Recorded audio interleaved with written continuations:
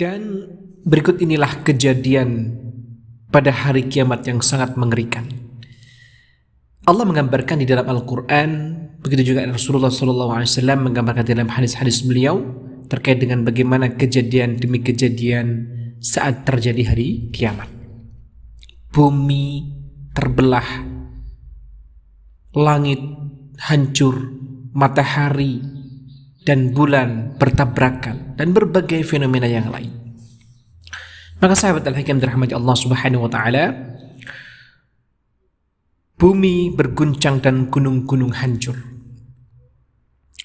Ketika kiamat terjadi, maka Allah Subhanahu wa taala telah mengabarkan dan mengisyaratkan kepada kita tentang keadaan bumi dan segala macam isinya, termasuk gunung. Maka ketika itu bumi dan gunung diangkat oleh Allah Subhanahu wa taala. Kemudian keduanya dibenturkan sedemikian rupa sehingga hancur lebur seperti debu. Allah mengatakan di dalam surah Al-Haqqah ayat 13-15. Maka apabila sangkakala ditiup sekali tiup, dan diangkatlah bumi dan gunung-gunung lalu dibenturkan keduanya dengan sekali benturan, pada hari itulah terjadi kiamat. Bumi dan gunung-gunung dibenturkan oleh Allah Subhanahu wa taala. Dalam surah Al-Fajr 21, sekali-kali tidak apabila bumi diguncangkan berturut-turut. Gempa bumi di mana-mana. Tanah yang tinggi menjadi rendah, yang rendah menjadi tinggi. Dan begitulah pada akhirnya nanti seluruh permukaan bumi akan rata dengan tanah. Pada hari itu gunung-gunung berdiri kokoh dan keras berubah menjadi butiran pasir yang lembut. Isyarat ini Allah tekankan dalam surah Al-Muzammil ayat 14. Ingatlah pada hari ketika bumi dan gunung-gunung berguncang keras sehingga gunung-gunung itu menjadi seperti onggokan pasir yang dicurahkan. Subhanallah. Sahabat Al-Hikam dirahmati Allah Subhanahu wa taala. Mungkin di antara kita ada yang pernah mendaki gunung. Kita menemukan batu-batu yang sangat besar sekali, yang keras. Itu semuanya nanti akan menjadi seperti seonggok pasir yang bisa kita genggam, mungkin bisa kita taburkan. Subhanallah. Maka dalam surah Al-Waqi'ah ayat 4 dan 6 sampai 6 Allah mengatakan apabila bumi diguncangkan sedahsyat-dahsyatnya dan gunung-gunung dihancur luluhkan sehancur-hancurnya, maka jadilah ia debu, haba'an mansurah, yang berterbangan. Maka haba itu seperti apa? Haba itu seperti ketika kita bisa melihat debu di bawah sinar matahari yang terbang berhamburan, kecil sekali. Ibarat batu-batu yang keras besar itu dari gunung menjadi seperti haba'an mansurah. Subhanallah. Ini kekuasaan Allah Subhanahu wa taala. Apalagi sekedar membangkitkan manusia, sekedar membangkitkan atau mengembalikan manusia atau jasad manusia seperti semula, yang pada video sebelumnya sudah kita sebutkan. Kemudian gunung-gunung juga Allah cabut dari akar-akarnya. Gunung-gunung yang sangat menjulang tinggi itu Allah cabut dari akar-akarnya. Ya. Kemudian bekas-bekas gunung Allah ratakan semuanya. Tidak ada tanah yang tinggi, ya, seperti firman Allah dalam surah Thaha. Dan mereka bertanya kepadamu Muhammad tentang gunung-gunung, maka katakanlah Tuhanku akan menghancurkannya sehancur-hancurnya. Kemudian dia akan menjadikan bekas-bekas gunung tersebut akan rata, sama sekali tidak ada gundukan, tidak ada tempat yang tinggi, sehingga kamu tidak akan melihat lagi ada tempat yang rendah dan tinggi di sana. Subhanallah. Maka tiada lagi lembah, tiada lagi jurang, bukit, dataran tinggi, dataran rendah, maka semuanya rata oleh Allah Subhanahu wa ta'ala. Maka sahabat Al-Hikam dirahmati Allah, begitu besarnya, begitu jelasnya Allah tampakkan, Allah kabarkan melalui Al-Quranul Karim tentang bagaimana kondisi bumi dan gunung-gunung beserta isinya saat hari kiamat terjadi nanti. Maka poin yang kedua, bagaimana ketika Allah meluapkan air laut dan menyalakan api. Di dalam surah Al-Infitar Allah mengatakan, dan apabila lautan dijadikan meluap, maka Ibnu Abbas mengomentari ayat ini bahwa Allah meluapkan sebagian lautan ke sebagian yang lain. Mungkin dalam konteks sekarang adalah seperti halnya tsunami, ya, seperti halnya peristiwa tsunami yang Allah gulung air laut itu, ya, sehingga bercampur dengan yang lain, ya, dari samudra sampai ke samudra itu bisa bersambung ombaknya. Ya, luar biasa dahsyat sekali. Imam Qatadah berkata, air tawar sungai akan bercampur menjadi satu dengan air asin lautan. Imam Al-Kalbi juga mengatakan lautan menjadi pasang. Artinya apa? Terjadi peristiwa yang luar biasa yang berhubungan dengan laut ini. Entah airnya meluap, entah airnya menjadi mendidih panas, ya. Begitu juga api akan Allah munculkan di tengah-tengah laut, ya. Subhanallah. Kenapa sahabat Al-Hikam dirahmati Allah? Karena kita tahu bahwa ada sumber api di bawah lautan yang begitu panas. Bahkan sempat ditampakkan kepada kita semuanya di dalam ilmu sains dan teknologi terkini bahwa ada api yang bisa muncul dari permukaan laut.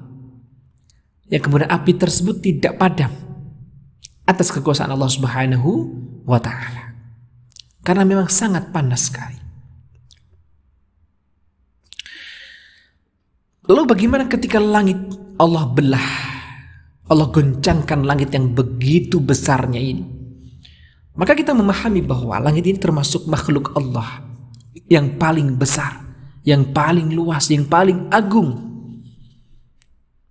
yang Allah ciptakan tanpa tiang, tanpa sudut. Maka ialah ciptaan teragung bagi Allah Subhanahu wa ta'ala. Tapi meskipun demikian, langit pun juga Allah akan belah, Allah akan goncangkan, Allah akan hancurkan, ya. Maka pada saat itu langit akan menjadi rapuh, menjadi seperti mawar, seperti halnya disampaikan di dalam tafsir Al-Qasimi. Maka apabila langit telah terbelah dan menjadi merah mawar seperti kilauan minyak, dalam surah Ar-Rahman ayat 37. Al-Haqqah ayat 16 Allah mengatakan, dan terbelahlah langit karena pada hari itu langit menjadi rapuh. Imam Ibnu Abbas rahimahullah ta'ala mengatakan, langit bergerak dengan gerakan yang sangat cepat. Imam Mujahid berkata, langit berputar kencang. Ad-Dhahak berkata, atas perintah Allah langit berputar dan bergerak, lalu sebagiannya bercampur dengan sebagian yang lain. Maka pendapat terakhir inilah yang diambil atau disepakati oleh Imam Ibnu Jarir At-Tabari.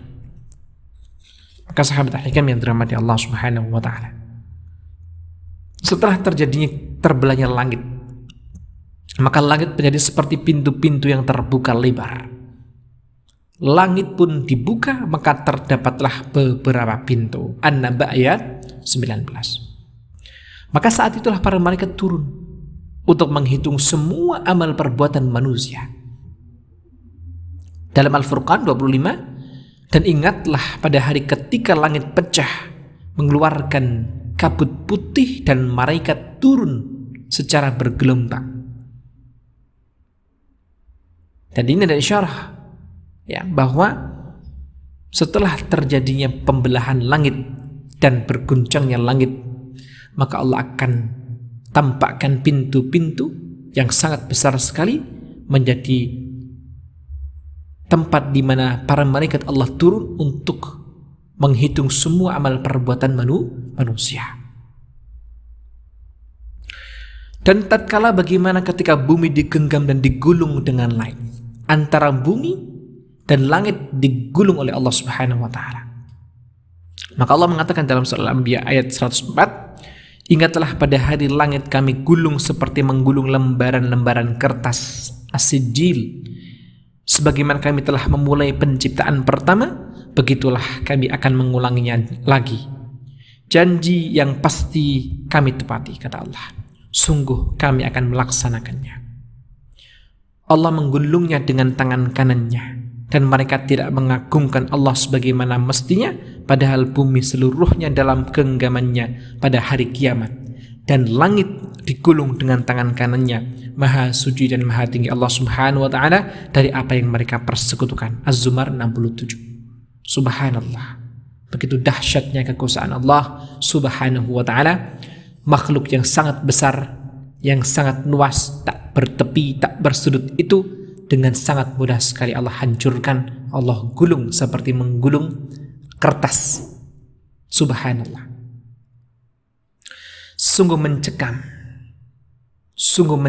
mengerikan sekali kondisi di mana hari kiamat itu terjadi.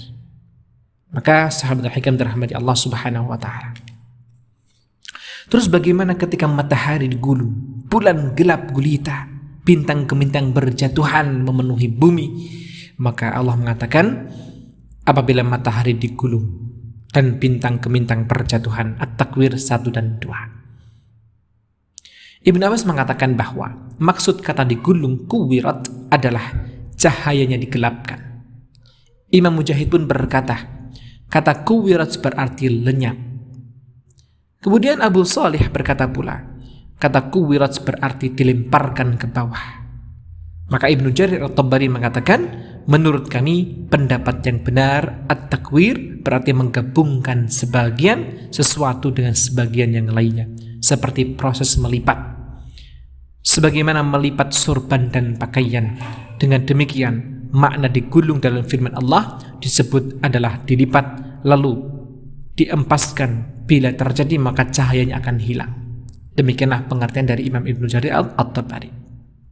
Maka bulan pun hilang cahayanya. Lalu matahari dan bulan dikumpulkan di dalam surah Qiyamah, ya, ayat 8 dan 9. Wa khasafal qamar wa jumi'a syamsu wal qamar.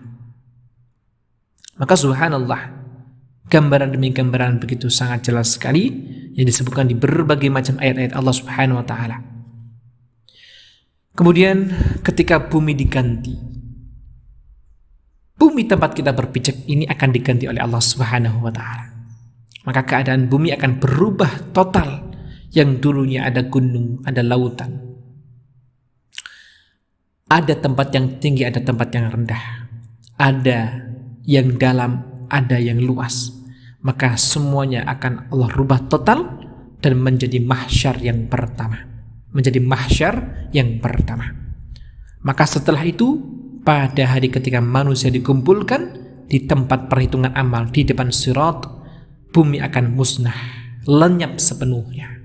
Allah berfirman dalam surah Ibrahim 48, pada hari ketika bumi diganti dengan bumi yang lain, dan demikian pula langit, mereka manusia berkumpul menghadap kepada Allah Subhanahu wa ta'ala yang Maha Esa dan Maha Perkasa. Maksudnya apa di sini? Semua itu akan terjadi ketika bumi diganti. Bumi pun menjadi seperti diberitakan di dalam hadis Nabi sallallahu alaihi wasallam yang sahihain, diriwayatkan dari Sahal Ibnu Sa'ad bahwa Rasulullah sallallahu alaihi wasallam bersabda, pada hari kiamat manusia akan dikumpulkan di atas tanah putih kemerah-merahan seperti lembaran roti naqi. Di sana tidak ada petunjuk apapun. Disebutkan di dalam Sahihul Bukhari dan Sahihul Muslim. Maka setelah itu terjadi, mana manusia akan dipindahkan dan dikumpulkan kembali ke tanah tempat perhitungan amal, jadi mahsyar yang kedua. Subhanallah. Maka sahabat al-hikam dirahmati Allah Subhanahu wa ta'ala. Maka sebagian ulama berpendapat bahwa maksud digantinya bumi adalah digantinya kondisi dan sifat-sifat bumi. Sedangkan sebagian yang lain berpendapat bahwa maksudnya Allah akan melenyapkan bumi ini dan menggantinya dengan bumi yang lain. Maka Itulah beberapa keterangan dari para ulama terkait dengan hancur dan luluh lantaknya bumi, atau bumi diganti dengan bumi yang lain.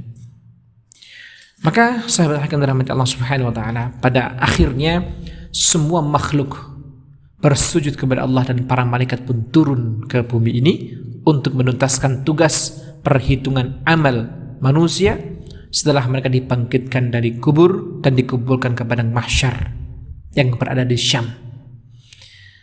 Lalu kejadian-kejadian mengerikan yang lainnya pun terjadi, meliputi kejadian-kejadian pembangkitan hari kiamat nanti. Maka sahabat yang dirahmati Allah, kemudian pada akhirnya nanti saat itulah bumi akan menjadi terang benderang berkat cahaya buku-buku catatan amal-amal kebaikan yang diberikan kepada setiap orang. Dan bumi menjadi terang benderang dengan cahaya Tuhannya. Dalam surah Zumar 69-70, dan buku-buku catatan amal mereka diberikan. Nabi-nabi dan rasul-rasul atau saksi-saksi pun dihadirkan, lalu diberikan keputusan di antara mereka secara adil, dan mereka tidak dirugikan, tidak dizalimi sama sekali. Kepada setiap jiwa diberikan balasan dengan sempurna sesuai dengan apa yang telah dikerjakannya di bumi.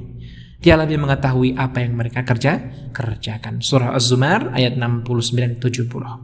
Maka demikian kondisi yang mengerikan sekali yang terjadi pada hari kiamat, yang tentunya menjadikan keimanan kita harus tumbuh berkembang, ya, kita rawat agar keimanan dan ketakwaan kita kepada Allah Subhanahu wa taala semakin tebal, semakin meruncing menuju kepada kebaikan Allah Subhanahu wa taala.